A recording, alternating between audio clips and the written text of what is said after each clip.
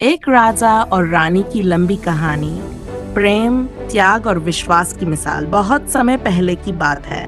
उत्तर दिशा में स्थित एक विशाल राज्य था, विराटगढ़। इस राज्य में राजा वीरेंद्र सिंह नामक एक बुद्धिमान और न्यायप्रिय शासक राज्य करता था। उनकी रानी सौम्या सुंदरता और करुणा की मूर्ति थी। उनका प्रेम, विश्वास और समझदारी पूरे राज्य में प्रसिद्ध थी। प्रेम की शुरुआत राजा वीरेंद्र सिंह एक वीर योद्धा थे। एक युद्ध के दौरान जब वे पड़ोसी राज्य कनकपुर गए, तब उनकी भेंट वहां की राजकुमारी सौम्या से हुई। राजकुमारी केवल सुंदर ही नहीं थी, वे विदुषी भी थी। शास्त्रों का ज्ञान, संगीत, आयुर्वेद और राजनीति में भी पारंगत। राजा पहली ही भेंट में उनके सौंदर्य से नहीं, बल्कि उनके ध्यान और दृष्टिकोण से मोहित हो गए। कुछ ही महीनों में दोनों राज्यों की सहमति से राजा वीरेंद्र और रानी सौम्या का विवाह हुआ। विवाह केवल दो व्यक्तियों का नहीं, दो संस्कृतियों, दो विचारधाराओं का मेल था। दूसरा अध्याय, राज्य की चुनौतियां। विवाह के बाद रानी सौम्या ने न केवल महल की जिम्मेदारी संभाली, बल्कि राज्य के प्रशासन में भी राजा का हाथ बटाया।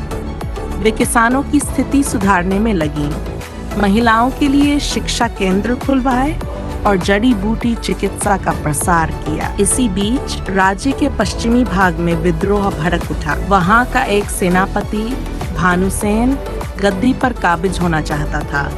वह जनता को भड़काकर राजा के खिलाफ खड़ा कर रहा था। राजा ने युद्ध की तैयारी की, पर रानी ने सुझाव दिया, अगर हम युद्ध के स्थान पर संवाद से समस्या सुलझाएं, तो रक्तपात रोका जा सकता है। राजा ने रानी की बात मानी और एक सभा बुलाई। वहां रानी सौम्या ने ऐसे तर्क और समाधान प्रस्तुत किए कि भानुसेन की सारी चालें धरी की धरी रह गईं। न केवल विद्रोह शांत हुआ, बल्कि भानुसेन भी क्षमा मांगते हुए पुनः राजा का वफादार बन गया। तीसरा अध्याय, विष की साजिश। राज्य में सब कुछ शांत और समृद्ध चल रहा था, पर एक दुश्मन अब भी छिपा हुआ था। महल की एक दासी, जिसे पड़ोसी राज्य के गुप्तचरों ने भेजा था, उसने रानी को मारने के लिए विष का प्रयोग किया। रात्रि भोज में वह रानी के लिए जहरीला पेय लाई, लेकिन रानी को जैसे पूर्वाभास हो गया। उन्होंने वह पेय पहले एक फूल पर डाला और वह तुरंत मुरझा गया। रानी ने बिना शोर मचाए उस दासी को पकड़वाया और उसके माध्यम से गुप्तचरों के पूरे जाल को उजागर किया। अंतिम अध्याय, अमर प्रेम की मिसाल। समय बीता गया। राजा और रानी ने वर्षों तक राज्य को समृद्धि के मार्ग पर चलाया। उनका प्रेम समय के साथ और गहरा हुआ। उनके राज्य में कोई भूखा नहीं सोता था, स्त्रियां सुरक्षित थीं और जान को सम्मान मिलता था। जब राजा वृद्ध हुए, उन्होंने युवराज को राजा गद्दी सौंप दी और रानी सौम्या के साथ तपोवन चले गए, जहां दोनों ने सेवा, ध्यान और आध्यात्मिक जीवन को अपनाया।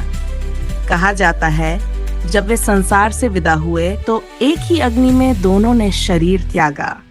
जैसे उनका जीवन था, वैसा ही उनका अंत, एक साथ प्रेम और विश्वास के संग। राजा वीरेंद्र और रानी सौम्या की कहानी हमें सिखाती है कि प्रेम में सम्मान और समझ सबसे आवश्यक है। सत्ता का सही उपयोग सेवा के लिए होता है, और जब पति पत्नी एक दूसरे के पूरक बनते हैं, तब वे इतिहास में अमर हो जाते हैं।